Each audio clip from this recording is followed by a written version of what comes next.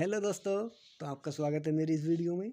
और आज की हमारी वीडियो है अशोक सम्राट जो थे, जो भारत के इतिहास में अपनी एक अलग ही जगह बना दिए थे, उनके बारे में, जिन्होंने भारत को इकट्ठा किया था, उनके बारे में। और इनके बारे में जो शब्द कहें वो कम ही हैं। तो आइए उनके बारे में जानते हैं। सम्राट अशोक जो थे मौर्य वंश के तीसरे सबसे प्रसिद्ध शासक थे। उनका जन्म लगभग 304 ईसा पूर्व में हुआ था और वे सम्राट बिंदुसार के पुत्र थे और चंद्रगुप्त मौर्य के पोते थे।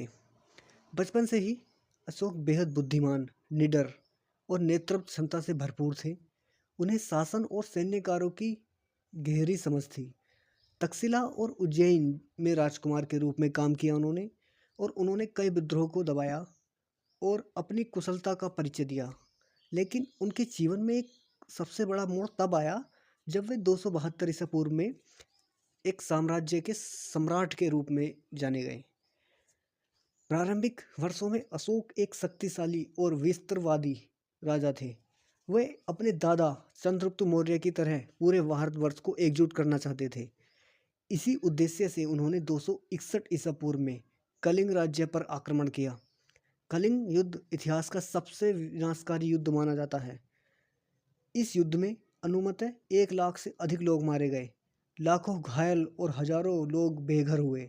युद्ध जीतने के बाद अशोक को गर्व नहीं हुआ, बल्कि उन्होंने मृत्यु, दुख और विनाश को देखकर आत्मग्लानि महसूस किया। यही वह क्षण था जब उनके जीवन की दिशा बदल गई। कलिंग युद्ध के बाद सम्राट अशोक ने युद्ध की और हिंसा का मार्ग त्याग किया और बौद्ध धर्म अपना लिया। उन्होंने गौतम बुद्ध के सिद्धांतों, अहिंसा, करुणा, सच्चाई और संयम को अपने जीवन में और शासन का आधार बनाया। वे केवल नाम के राजा नहीं थे, बल्कि एक सच्चे धर्मराज और रूप से उन्होंने शासन किया। अशोक ने समाज में नैतिक मूल्यों की स्थापना की, पशु बलि पर रोक लगाई और सभी धर्मों के प्रति सहिष्णुता की भावना को बढ़ावा दिया। अशोक ने जनता के कल्याण के लिए अनेक कार्य किए। उन्होंने सड़कों, तालाबों, धर्मशालाओं और अस्पतालों का निर्माण कराया।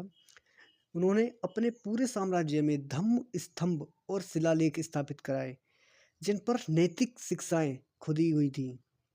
ये शिलालेख आज भी भारत, नेपाल, पाकिस्तान और अफगानिस्तान जैसे देशों में पाए जाते हैं, जो उस काल की सभ्यता, नीति और प्रशासन की गवाही देते हैं।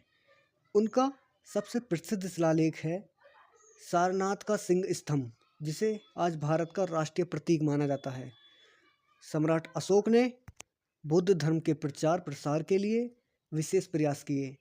उन्होंने बौद्ध भिक्षुओं को विदेश में धर्म प्रचार करने के लिए भेजा। उनके पुत्र महेंद्र और पुत्री संघमित्रा को उन्होंने श्रीलंका भेजा, जहां बौद्ध धर्म की नींव पड़ी। अशोक के प्रयासों से बौद्ध धर्म एक अंतर्राष्ट्रीय धर्म बन गया और एशिया, जो दक्षिण एशिया है, के साथ मध्य एशिया, तिब्बत, चीन, जापान और दक्षिण पूर्व एशिया तक फैल गया।